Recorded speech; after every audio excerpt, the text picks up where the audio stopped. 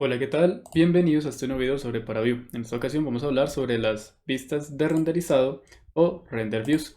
Vamos a comenzar explicando qué son estas vistas de renderizado, las cuales son las que tenemos en la cabeza al momento de comenzar a usar ParaView. Estas son las más usadas para renderizar geometrías y volúmenes en una escena 3D a partir de figuras primitivas como triángulos, polígonos y volúmenes, a las cuales llegamos mediante técnicas de asignación, las cuales son Surface Rendering, Slice Rendering y Volume Rendering. Renderizado de superficie, renderizado de rebanada o tajada y renderizado de volumen.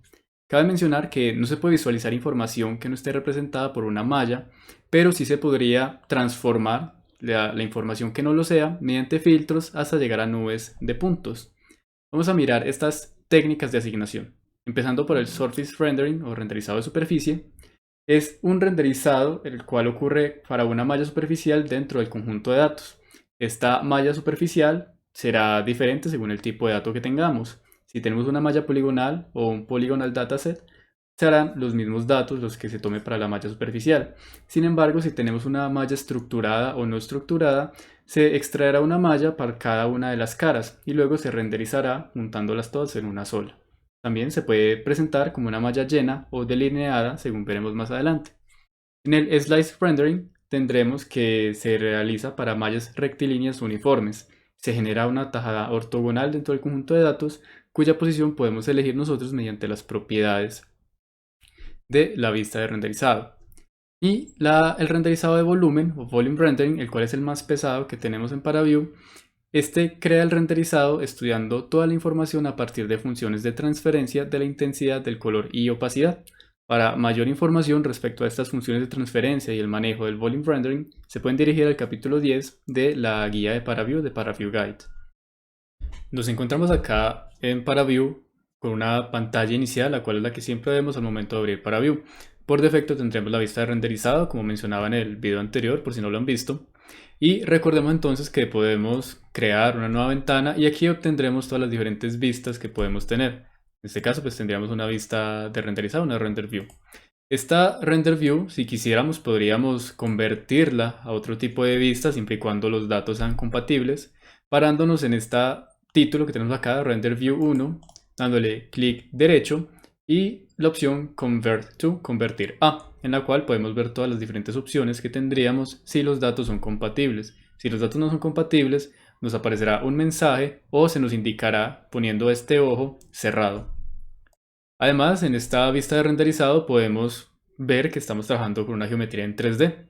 Esta geometría en 3D aparecerá siempre por defecto. En el caso de que nosotros queramos dejar de considerarla en 3D y asumirla 2D, podemos venirnos a este botón de acá, debajo de la pestaña de Layout, en la cual activaríamos simplemente una vista 2D, quedándose o sujetándose a la posición en la cual nosotros oprimamos el botón. Si cambiamos de posición y nos vamos a 2D, vemos que se moverá. Y aunque no puedo mostrarlo acá, como se está manejando con el ratón, sí pueden corroborar ustedes al momento de trabajar en ParaView que los comandos también cambiarán. Estos comandos, la recomendación es que se trabaje con un ratón, ya que con el ratón podremos, con el clic izquierdo, con el clic izquierdo sostenido hacer esta rotación, con el botón central hacer este movimiento, con el clic derecho sujetado a hacer este zoom in y zoom out, y además, como veremos a continuación, algunos otros comandos que podemos tener nosotros con teclas de Shift y teclas de control. Estos comandos son diferentes si tenemos la vista en 3D o si tenemos la vista en 2D, lo cual les invito a que lo corroboren. Aquí vemos algunos comandos que trae por defecto ParaView para realizar interacciones con las vistas de renderizado. Tenemos tanto para 3D como 2D, como mencionábamos. Y la recomendación de uso de ParaView es trabajar con un ratón externo, no utilizar el trackpad que traen los computadores portátiles, ya que estaríamos perdiéndonos de funcionalidades con el clic derecho, izquierdo y con el botón central. Vamos a hablar entonces sobre las propiedades de vista y las propiedades de visualización, en específico la parte del coloreado. Comenzando con las propiedades de vista, lo que tendremos entonces son algunas, pocas, comenzando por el Axis Grid, esta opción que tenemos acá, la cual si la activamos nos mostrará una especie de ejes o cubo dentro del cual se ubicará nuestro objeto, los cuales están marcando los límites de la extensión que tiene nuestro grupo de datos en los diferentes ejes, en el eje X, Y y Z. Aquí con el botón Edit podríamos configurar si queremos que aparezcan labels o si queremos que aparezcan etiquetas y cómo se podemos configurar en los ejes X, Y y Z. Por ejemplo, vemos que el eje X tiene el label X-axis. Pasando a Center Axis Visibility, esta opción nos permitirá crear este eje que, si lo logramos ver acá cambiando la representación por una de superficie, se verá esta línea verde, por ejemplo. Esta línea verde es un eje central, el cual se iluminará en el punto de coordenadas 0, 0, 0. Si trabajamos con la representación wireframe, por ejemplo, esta representación wireframe o Surface with Edges, la que tenemos acá, vemos que Surface with Edges está ocultando todas aquellas líneas que tenemos por debajo, líneas que las cuales no podemos ver por la perspectiva asumiendo que tenemos un sólido. Si nos pasamos a Wireframe, veremos que es todo lo contrario. Sin importar que tengamos un sólido, nosotros podemos ver esas líneas que no veríamos en una pared sólida. Con esta opción, Hidden Line Removal, lo que hacemos es ocultar todas aquellas líneas que no podríamos ver por la perspectiva, pero que la representación wireframe sí nos permitiría ver. Esa sería como una opción, como mezclando ambos tipos de representaciones. Y por último, una opción interesante es Camera Parallel Projection, en caso de tal de que nosotros queramos tener una perspectiva diferente o no queramos trabajar con el sistema de visualización con el cual está programado por defecto para Vue. Ahora vamos a pasar a las propiedades de la visualización como tal, no de la vista. En esas propiedades de visualización comenzamos hablando del coloreado, la sección de coloring, esta que tenemos acá, en la cual, como podemos ver, estamos pintando en este caso nuestro objeto a partir de un vector v, el cual es el que está representando las velocidades. Este vector nos está dando el coloreado a partir de su magnitud. La podríamos cambiar magnitud en X, magnitud en Y o magnitud en Z. O si nosotros quisiéramos en un sentido vectorial completamente, simplemente magnitud. Ahora, si no queremos colorear en base a un vector o en base a un arreglo, lo que podemos hacer es seleccionar Solid Color. Y este Solid Color, cuando nos vengamos acá al apartado de Edit, nos permitirá elegir un color al azar, color cualquiera.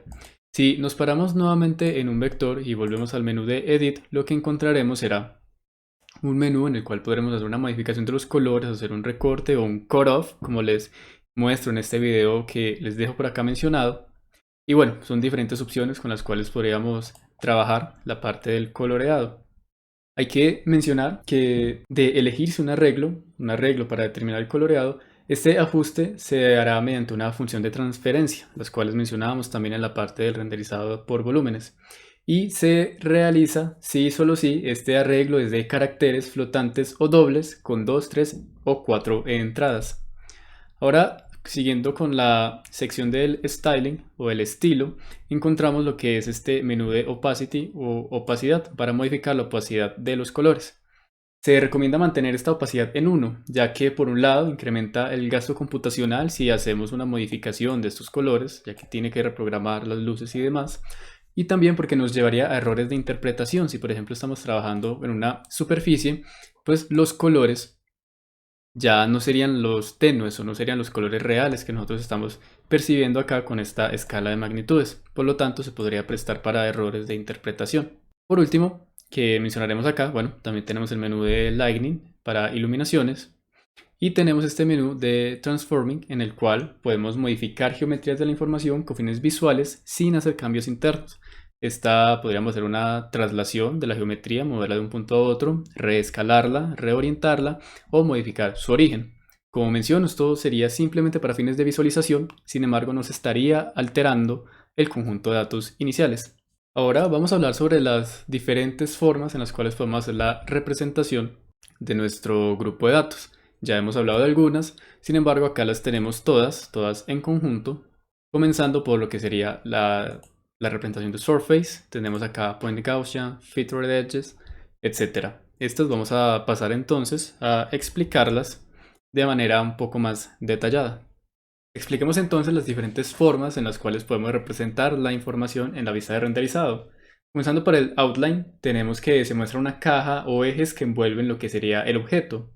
La representación points, surface with edges y wireframe Estas extraen la malla superficial de los datos y la renderizan como una colección de puntos, una superficie sólida con o sin límites delineados o simplemente como un delineado. La representación 3D Glyph dibuja una copia de un sólido 3D a los puntos del conjunto de datos que se renderiza una única vez.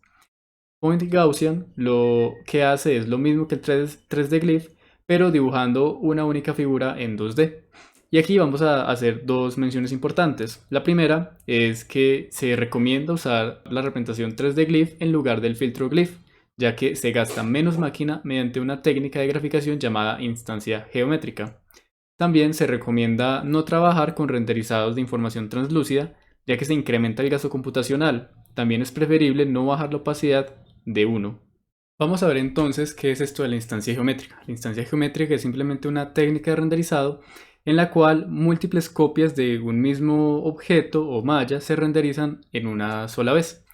La representación 3D Glyph lo que hace es dibujar la misma geometría en diferentes puntos. Una flecha, un punto o un cono simplemente se repite en todos los puntos que nosotros definamos, mientras que el filtro Glyph crea copias de la geometría y las renderiza todas al tiempo. Entonces en el filtro Glyph tenemos un paso adicional, además de repetir la geometría o repetir el marcador, es que se crea una copia de él, lo cual es un gasto computacional y un uso de memoria más alto que simplemente emplear el mismo elemento y que se rendericen todos al tiempo. Entonces la recomendación es usar la representación 3D Glyph en lugar del mismo filtro Glyph. Esto sería todo por el video, muchas gracias por su atención y estén pendientes a un video próximo.